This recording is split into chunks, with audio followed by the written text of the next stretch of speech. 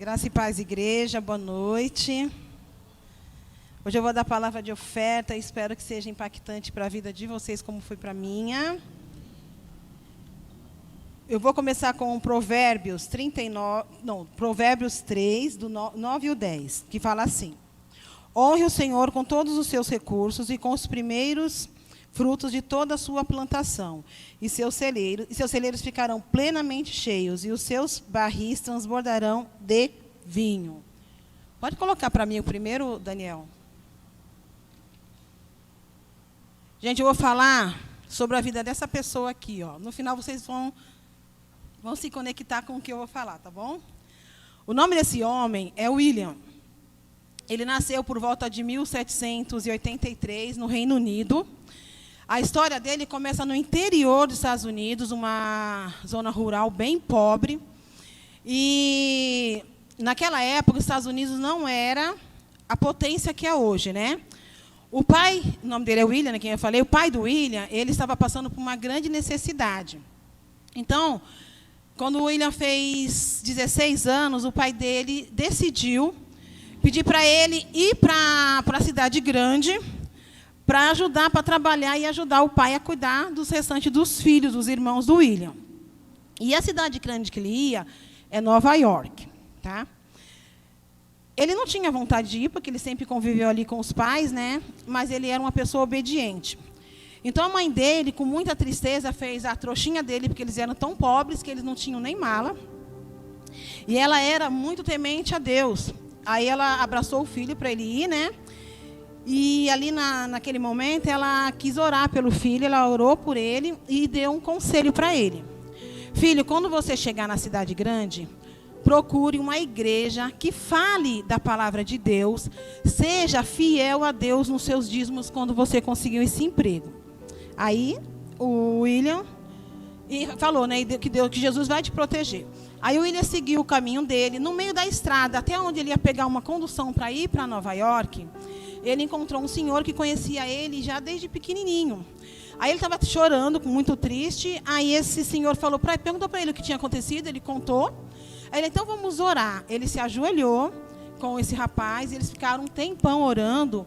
E esse senhor teve uma revelação de Deus e contou para o William. Ele falou assim: William, eu tive uma revelação de Deus, e ele me disse que alguém lá em Nova York vai abrir uma fábrica de sabão e vai ser uma empresa muito grande.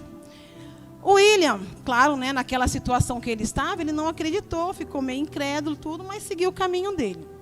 Chegando lá em Nova York, ele procurou uma igreja, foi fiel, né, o que a mãe dele e aquele senhor aconselhou, procurou uma igreja, se membrou na igreja e enfim, né?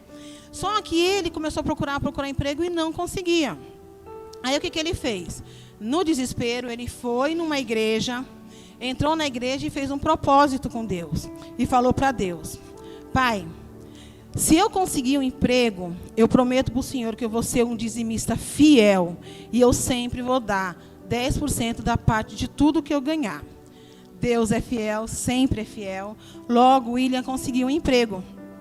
E aí ele conseguiu esse emprego e começou a dizimar, que nem ele estava prometendo. Só que Deus, ele é mais fiel do que a gente imagina. O William, ele se tornou o braço direito do dono da fábrica. Depois ele se tornou sócio do dono da fábrica. O dono da fábrica viu que ele é um rapaz destinado tudo ali, né?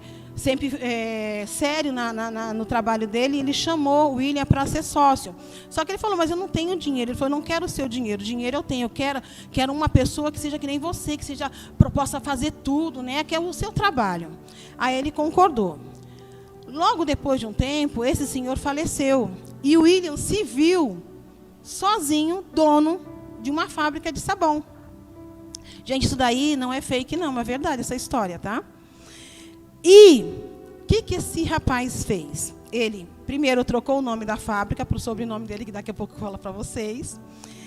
E falou com o contador e falou para ele: eu quero que você abra um livro caixa separado do livro caixa da empresa. E eu quero que você coloque o nome desse livro caixa.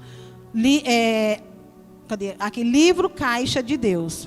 Só que o William, ele começou a crescer tanto que de 10% ele aumentou para 20% o dízimo dele, depois para 30%, para 40%, até 50% ele começou a dar para a obra de Deus.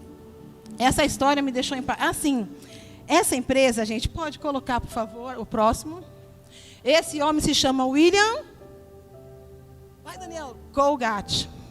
Ele é o dono, era, né, o dono da Colgate. Os filhos dele mantiveram os dízimos depois que ele faleceu, e os netos.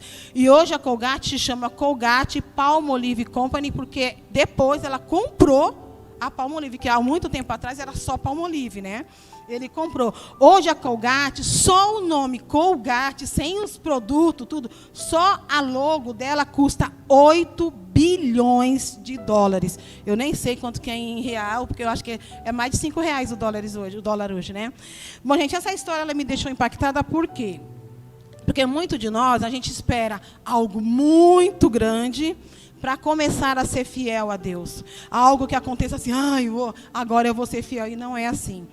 Mas é no pouco que mostramos que Deus tem muito para nos oferecer. E Deus vai te mostrar que o muito que você acha é tão pouco perto do que Ele tem para você, né? Muitas vezes a gente age exatamente como o inimigo quer. A gente age da forma que o diabo quer, sem ser fiel a Deus e outras coisas tão importantes, né? Que essa história real, essa é uma história real, se vocês quiserem dar uma procurada na internet, tá? Tá lá escrito. Tem alguns, assim, eu resumi literalmente tudo que tinha que ser falado, mas em base a isso. E que essa história venha mexer com vocês também, como mexeu comigo. Né, que a gente venha se constranger e tenhamos mudança, para a gente se transformar um verdadeiro servos do Senhor. E seremos testemunhas do poder de Deus. Com atitudes erradas, nós ficamos... Sabe, vocês já viram o carro atolar na lama? Ele patina e não sai do lugar? Quando a gente toma uma atitude errada, a gente faz isso. A gente patina e não sai do lugar. Que a gente seja servos fiéis a Deus. Eu vou dar um testemunho rapidinho sobre isso.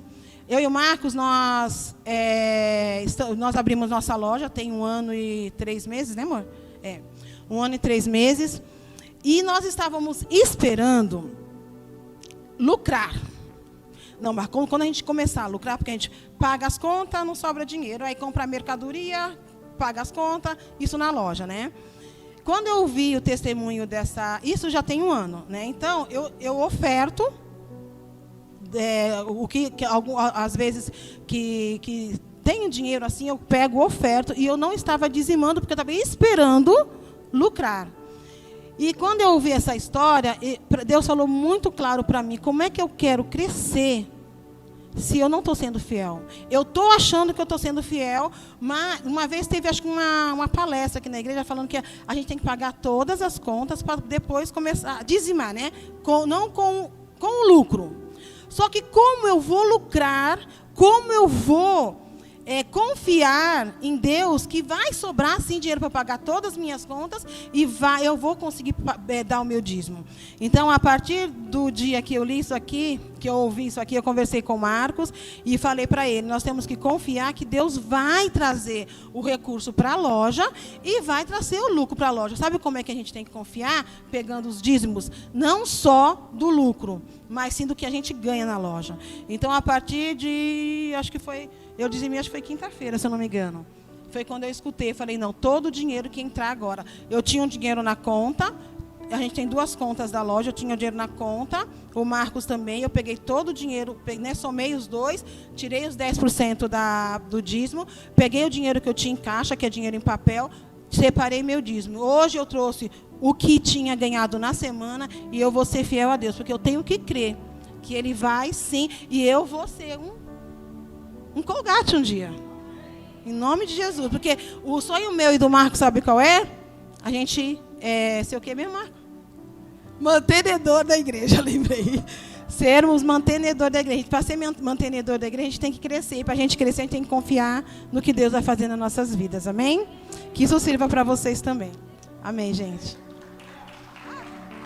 Pai querido e amado, nós somos gratos ao Senhor por essa palavra, por esse tempo, que o Senhor venha mover o coração das pessoas para que elas entendam, como eu que entendi, que a gente tem que ser fiel e confiar no Senhor, confiar que o Senhor é Jeová Jireh, o Senhor é o Deus que provê todos os dias na nossa casa e na casa de cada um aqui, Senhor, em nome de Jesus. Amém, gente?